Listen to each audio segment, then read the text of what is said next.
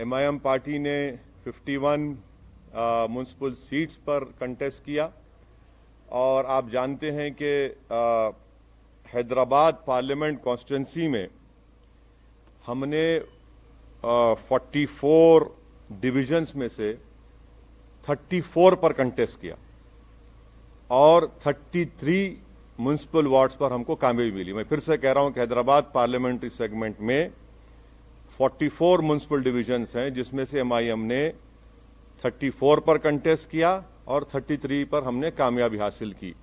ये 5 साल पहले भी ऐसा ही था। दूसरा, सिकंदराबाद में हमने 12 सिकंदराबाद पार्लियामेंट कॉन्स्टिट्यूंसी में 12 म्युनिसिपल वार्ड्स में कंटेस्ट किया और 9 म्युनिसिपल डिविजन्स पर 9 म्युनिसिपल डिविजन्स पर अल्हम्दुलिल्लाह हमको कामयाबी मिली। वैसे ही हमने 3 municipal wards Malkajgiri parliament segment में हमने इंतखाबात में हिस्सा लिया, हमको कामयाबी नहीं मिली।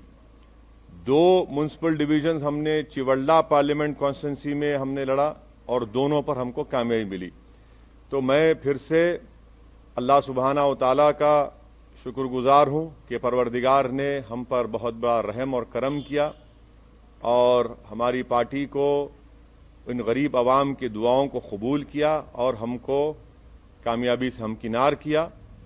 हमारे जो 44 सीट थे अल्हम्दुलिल्लाह हमने उसको रिटेन किया और जो 7 म्युनिसिपल वार्ड्स पर हमको कामयाबी नहीं मिली उसके ताल्लुक से हम लोग बैठेंगे, बात करेंगे। मगर मैंने हमारे तमाम जीतने वाले जितने भी नए नौ मुंतखब शुदा या न्यू कॉरपोरेटर्स हैं उन सब से मैंने बातचीत की है और उनसे मैंने कहा कि भाई साहब, कल से आप लोग तमाम अपने काम का आगाज शुरू कर दीजिए। हमने जो आवाम से वादे किए थे उसको पूरा करने का कल ही से वक्त शुरू होता है। और साथ ही साथ मैं बताना ज़रूरी समझता हूँ आप तमाम को कि पुराना पुल डिवीज़न से राजमोहन चौथी मरतबा MIM पार्टी के म्युनिसिपल कॉरपोरेटर के तौर पर जीते हैं। कारवान से हमने स्वामी यादव को टिकट दिया था राजेंद्र यादव साहब की जगह पर, उनको कामयाबी मिली। तो ये हमारी परफॉर्मेंस था जिसको मैं समझता हूं कि मैं इससे मुतमईन हूं। और हमारा जो, अगर आप बोलेंगे कि स्ट्राइक रेट है 51 म्युनिसिपल वार्ड्स में, ये हमारा मैं समझता हूं कि सबसे बेहतरीन स्ट्राइक रेट रहा है।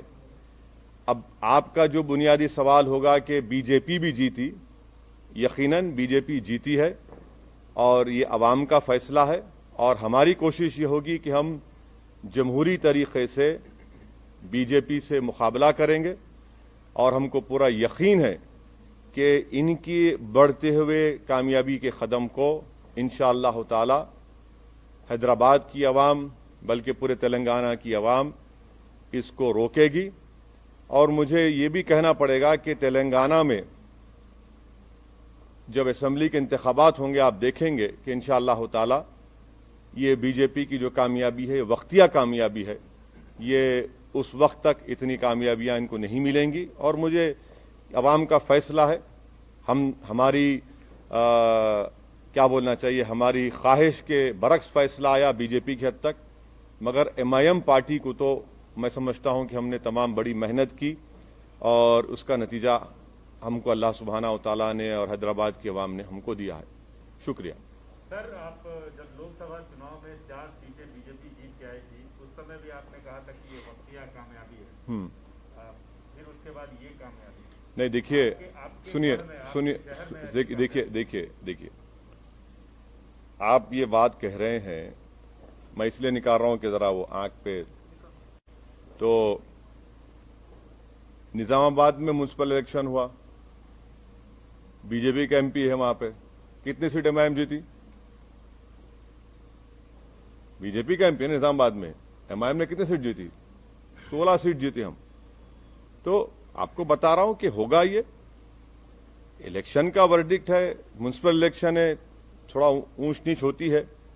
और मुझे यकीन है कि मैं तो प्रिवी नहीं हूं, ना मुझे इख्तियार है TRS पार्टी पर बोलने का, मगर मुझे यकीन है कि ये लोग देखेंगे क्या करना चाहिए, क्या सही करना चाहिए, कितना अच्छा करना चाहिए, उसको देखेंगे, मगर उनके पार्टी का मसला है। सर, अभी मेयर और डिप्टी मेयर के लिए ये बात आती है कि आप किसको सपोर्ट करेंगे, क्योंकि आपका सपोर्ट का प्रसाद साहब जरा थोड़ा खुशी का मौका है, थोड़ा आज तो एक रात छोड़ दो आप।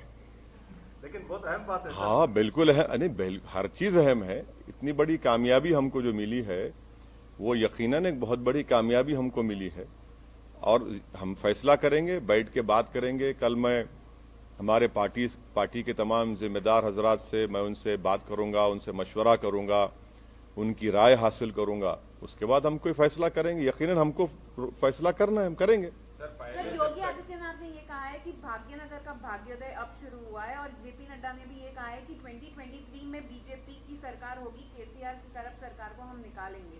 तो आप उस पर कैसे देखते? अब जाहिर है ये तो इस तरह की बातें करेंगे ना भाई। जहां पर योगी आए थे क्या हुआ, टांटाएं हो गए।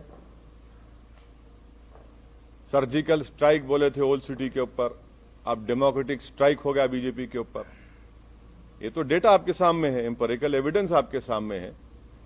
हम तो योगी आदित्यनाथ से यही कहेंगे कि आप तो मुंबई गए थे, ज्यादा एक्टिंग मत करिए, हकीकत की दुनिया में आ जाइए, और जो जुल्म वहां पर दलितों पर किया जा रहा है उसको खत्म करिए। जो खवानीन आप कॉन्स्टिट्यूशन के खिलाफ बना रहे हैं वो रोकिए। और मुझे यकीन है कि केसीआर गो हमारे अपोजिट पार्टी के हैं, मगर एक बात मानना पड़ेगा, एक रीजनल फेस है, और वो रीजनल फेस आज भी इम्पोर्टेंट है, कल भी इम्पोर्टेंट रहेगा। और थोड़ा सा अगर वो लोग जो भी उनके चीजें सही करना है कर लेंगे तो he still a very important, and I am sure कि केसीआर जो है वो बीजेपी के ऊपर बहुत बड़े भारी पड़ेंगे आने वाले वक्त में। तो क्या आप उनको सपोर्ट करेंगे अगर मेयर की सीट चाहिए तो? मैं अभी आपसे कहा हूं मैडम कि जरा थोड़ा सांस लेने दीजिए, थोड़ा हमको अपनी इतनी बड़ी कामयाबी हमको मिली है, थोड़ा हमारे तमाम पार्टी के जिम्मेदारों से हमको अपनी उनकी खुशी का हिस्सा बनने दीजिए।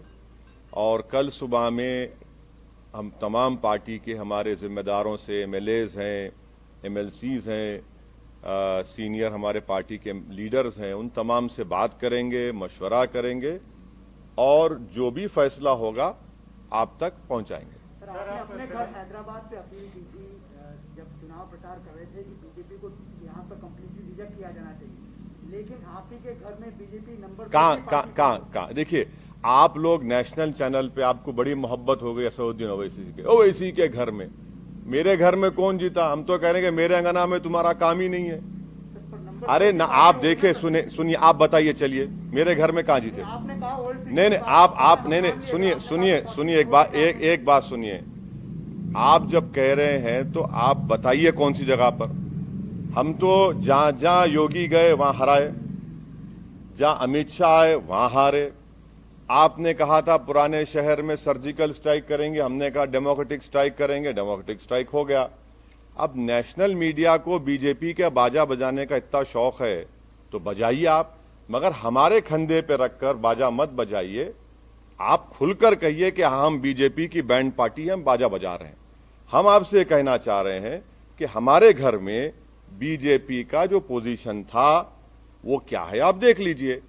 हम आपको फिर से कह रहे हैं कि हैदराबाद पार्लियामेंट सेगमेंट में 44 म्युनिसिपल डिविजन्स हैं। 5 साल पहले भी हमने 34 पर लड़ा था, 33 जीते थे। इस बार भी हम 34 लड़े हैं, 33 जीते हैं। अब आप बताइए, आप लोग तमाम माशाअल्लाह से आइंस्टाइन के करीबी दोस्त हैं, मैथमेटिक्स में आप लोग बहुत अच्छे हैं, हम तो वीक हैं, इसीलिए हम पॉलिटिक्स में। आप बता दीजिए कि ये नंबर सही है गलत है। सर आप हमेशा हैदराबाद और तेलंगाना की जो फैब्रिक है, गंगा जमुनी तहजीब है, उसकी वकालत के मद्देनजर आप बीजेपी और फिरका परस्त ताकतों को रोकने की बात करते रहे हैं। उसी के मद्देनजर आप केसीआर को भी सहयोग करते रहे हैं कई चुनाव में, मतलब लोकसभा और विधानसभा में। तो इसमें तो नहीं था ना कोई अलायंस हमारा? नहीं, इसमें नहीं था। तो क्या थैंक यू। बीजेपी को रोकने के लिए जैसे आप वकालत करते हैं तो क्या आगे हाथ मिला सकते हैं, क्योंकि जो ये आंधी है जैसा बीजेपी, आप आंधी बोलते, हाँ बीजेपी आसमान देखिए कितना साफ है, इतना अच्छा मौसम है, ना हवा। देखिए सुनिए सुनिए सुनिए सुनिए, ये लफ्ज आंधी का क्या मतलब? अरे भाई अगर आंधी होती तो एमएलसी क्यों हार गए महाराष्ट्र में? महाराष्ट्र में हार, अरे ठीक नहीं जी, अरे भाई आवाम का फैसला है, मगर जरा अल्फाज का इस्तेमाल जो है ना, जरा उसके ऊपर देख कर करिए। आंधी आंधी कहाँ आंधी है भाई? अरे भाई तूफान आपके सामने बैठा हुआ है, आप कहाँ आंधी की बात कर रहे हैं? सर अब चार मीनार की तो बात हो गई, क्या आप कोलकाता के हावड़ा ब्रिज पर कूच करेंगे सर? नहीं, इलेक्शन लड़ना तो प्रसाद साहब मेरे लिए जरूरी है। मैं जब तक जिंदा रहूंगा मैं इलेक्शन लड़ता रहूंगा, और मुझे जीतने से या हारने से कोई मतलब नहीं है, मुझे लड़ने से मतलब है और मैं लड़ूंगा। अब रहा सवाल, आपके सवाल का जो स्पेसिफिक जवाब है, अब इलेक्शन से हम लोग थोड़ा हैदराबाद के इलेक्शन से फारिग हो चुके हैं, अब बैठ के बात करेंगे आने वाले एक 6-7 दिन में, और फिर इंशाल्लाह फिर अपना सफर शुरू रहेंगे। सर यही फॉर्मूला आप वेस्ट बंगाल में, मतलब आपने कहा था हर नहीं सोमित देखिए, मैं आपके सामने कई मर्तबा इन पर्टिकुलर आपके तमाम से कहूं कि केरला में और आसाम में मैं नहीं जाऊंगा। ये मेरा एक डिसीजन है और हम उसके पाबंद हैं। वहां पर बदरुद्दीन अजमल साहब की AIDUF है, IUML केरला में है, हम वहां जाकर उनको डिस्टर्ब नहीं करेंगे। अगर कभी उनको गलती से मेरी जरूरत पड़ गई मुझ जैसे दीवाने की, तो वो मुझे कॉल कर ले, मैं आ जाऊंगा, नो प्रॉब्लम। सर मतलब सर बीजेपी ये भी कह रहा है, सर ये बीजेपी ये भी, सर बीजेपी नहीं, ये केरला और आसाम की बात कर रहा हूं। वेस्ट बंगाल, तमिलनाडु में तो लास्ट टाइम लड़े हम लोग, एक सीट लड़े थे, वानियमबाड़ी की सीट लड़े थे हम लोग एक। बिल्कुल तमिलनाडु में लड़ेंगे, क्यों नहीं लड़ेंगे?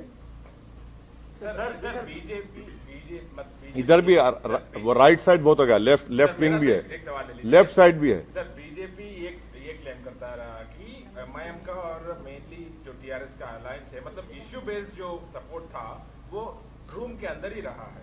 तो मतलब सर ये तो इसका मतलब ये है कि बीजेपी को ये मालूम कि मैं टॉयलेट में जा रहा हूं तो क्या हो रहा है? क्या बात है यार? सर जिस तरह से ये मुद्दे उठाए गए थे इस बार बीजेपी के द्वारा, जिस तरह का ध्रुवीकरण किया गया था, क्या आपको लगता है कि ये कहीं ना कहीं काम किया और आने वाले चुनाव में जो इसे और ज्यादा मजबूती के साथ पेश करेगी बीजेपी?